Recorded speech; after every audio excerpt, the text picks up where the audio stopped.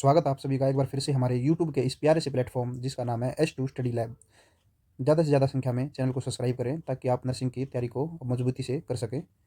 जोड़ दीजिएगा, जगा दीजिएगा नर्सिंग जगत के सभी उन प्राणियों को जो अभी तक सोए हुए हैं और बोलिए भैया अब समय हो गया है नर्सिंग की तैयारी करने का, तो उठ जाइए। तो चलिए, ये है हमारा बेसिक लाइफ सपोर्ट का पार्ट 2, जिसमें अभी तक हमने पढ़ा था बेसिक लाइफ सपोर्ट क्या होता है, सीपीआर क्या होता है, सीपीआर कैसे दिया जाता है, अगर कोई अनकॉन्शियस पेशेंट आपको मिलता है तो आपको क्या क्या स्टेप्स लेने चाहिए, रेस्क्यू ब्रीथ क्या होती है। ये सारी चीज़ें हमने बेसिक लाइफ सपोर्ट के वीडियो पार्ट 1 में हम पढ़ चुके हैं। पार्ट 2 में आज हम पढ़ेंगे कि इफेक्टिव सीपीआर क्या होता है, एईडी क्या होता है, कैसे इसको यूज़ करते हैं। तो चलिए शुरू करते हैं इसी के साथ आज का ये महापर्व। इससे पहले की क्लास में हम पढ़ चुके हैं कि सबसे पहले अगर कोई अनकॉन्शियस पेशेंट मिलता है तो आपको सबसे पहले क्या स्टेप्स लेने चाहिए। तो उसमें से सबसे पहला स्टेप था हमारा सीन सेफ्टी, सेकंड था हमारा चेक रिस्पॉन्स, थर्ड था हमारा call for help, fourth number पे आता है हमारा सीपीआर एंड फिफ्थ नंबर पे फिर हमारा आता है एईडी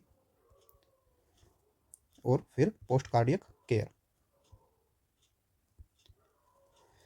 जिसमें से हम scene safety, check response, call for help देख चुके हैं। सीपीआर के अभी हम टॉपिक्स पे आए हुए हैं और इसमें से हम कुछ इंपॉर्टेंट टॉपिक्स पढ़ रहे हैं। तो चलिए आगे देखते हैं। One cycle of adult CPR is 30 chest compression to 2 rescue breath. Perform 5 cycles of CPR, lasts approximately 2 minutes. CPR की जो एक साइकिल होती है उसमें 30 चेस्ट कंप्रेशंस होते हैं और 2 रेस्क्यू ब्रीथ होती है। ये एक अडल्ट पेशेंट के लिए हम बात कर रहे हैं। 5 साइकिल्स ऑफ सीपीआर हैं वो अप्रोक्सीमेटली 2 मिनट्स में कंप्लीट करनी होती हैं, जिसका रेट रहता है 1 मिनट में 100 to 120।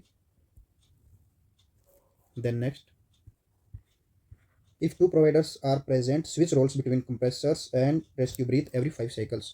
अगर हमारे पास 2 प्रोवाइडर्स प्रेजेंट हैं तो उसमें हम 5 साइकिल के बाद स्विच कर सकते हैं। जो रेस्क्यू ब्रीथ दे रहा है वो सीपीआर की साइड पे आ सकता है और सीपीआर वाला रेस्क्यू ब्रीथ की साइड पे जा सकता है। देन नेक्स्ट इसमें हम देखेंगे high quality CPR. 30 compression to 2 breaths हम देते हैं, ये हमने पढ़ चुके हैं। 30:2 जिसमें 30 कंप्रेशंस एंड 2 रेस्क्यू ब्रीथ होती है, जिसका रेट मैंने अभी बताया आपको 100 to 120 कंप्रेशंस पर मिनट होता है। इसके बारे में हम ऑलरेडी बात कर चुके हैं। Not too fast, not too hard, नहीं तो पेशेंट को इंजरी भी हो सकती है।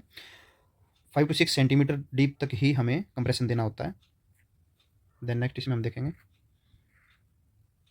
ये क्वेश्चन हमेशा ही पूछा जाता है कि हमें सीपीआर कब तक देना होता है। तो इसमें सबसे पहले हमारा आता है कि हमारे पास या तो कोई हेल्प नहीं आ जाती है जो कि आगे हमारे से ओवर ले सके, या फिर हमारा जो है पेशेंट नॉर्मल ब्रीथिंग करने लग जाए, या फिर हम बिल्कुल ही इतने थक जाएं कि हम सीपीआर देने की कंडीशन में ही ना रहें, तो हमें तब तक सीपीआर देते ही रहना होता है। नेक्स्ट इसमें हम देखेंगे, फिर इसमें हमारा रोल आता है एईडी का, ऑटोमेटेड एक्सटर्नल डिफिब्रिलेटर, जो कि हमारी हार्ट रिदम्स जो होती है, जो इरेगुलर हार्ट रिदम होती है उनको डिटेक्ट करके और शॉक देने का काम करता है।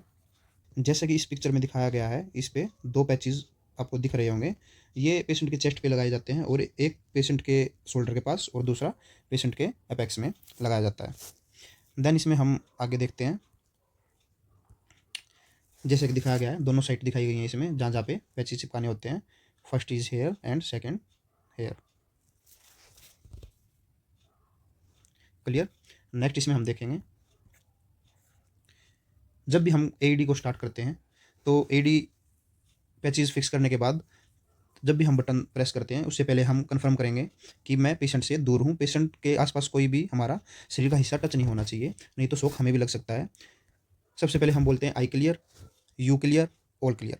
जब ऑल क्लियर हो जाता है तो हम एईडी का बटन प्रेस करते हैं और एईडी खुद ब खुद काम करने लग जाता है। एईडी से शॉक मिलने के बाद अगर हमारा पेशेंट नॉर्मली ब्रीथ करने लग जाता है और उनकी हार्ट रेट जो है, हार्ट रिदम है, वो रिदम में आ जाती है, तो उसके बाद हमें पेशेंट को रिकवरी पोजीशन देनी होती है, जैसा कि फ़ोटो में दिखाया गया है। रिकवरी पोजीशन देने के हम स्टेप्स आपको आगे उस पिक्चर्स के द्वारा दिखाते हैं। सबसे पहले हम पेशेंट को, इस फ़ोटो में आप देखिए इस तरीके से लिटाते हैं, उनका ये वाला हाथ राइट वाला ऊपर उठाते हैं। उसके बाद जो लेफ्ट हैंड है वो अपोजिट ईयर के पास लेके जाते हैं और उनको एक पैर मोड़ के फिर करवट दे देते हैं। इस तरीके से हम रिकवरी पोजीशन में पेशेंट को रखते हैं ताकि वो एस्पिरेट ना कर सके। नेक्स्ट है हमारा कॉम्प्लिकेशंस ऑफ सीपीआर। कई बार मन में सवाल आता है कि सीपीआर से कुछ कॉम्प्लिकेशंस भी रहते होंगे। अगर सीपीआर देते टाइम पोजीशन सीपीआर की सही नहीं रखी जाए चेस्ट पे तो रिब फ्रैक्चर हो सकती हैं, ऑर्गन्स को इंटरनल इंजरी हो सकती है, स्टर्नम बोन की जो टिप है उसकी वजह से लेक्रेशन हो सकता है, पेशेंट को वोमिटिंग हो सकती है और एस्पिरेट भी कर सकता है, गैस्ट्रिक डिस्टेंशन भी हो सकता है, पेशेंट का पेट भी फूल सकता है। ये आप सभी के लिए टेक होम मैसेज है कि अगर आप राइट टाइम पे राइट एक्शन ले लेते हैं तो आप किसी की भी लाइफ बचा सकते हैं। कोई भी पेशेंट जो कार्डियक अरेस्ट से जूझ रहा है और वो लाइफ और डेथ के बीच में है तो आप वहाँ पे एक बहुत बड़ा डिफरेंस और एक बहुत बड़ा आप अपना रोल अदा कर सकते हैं। तो हमेशा तैयार रहिए किसी की भी लाइफ बचाने के लिए।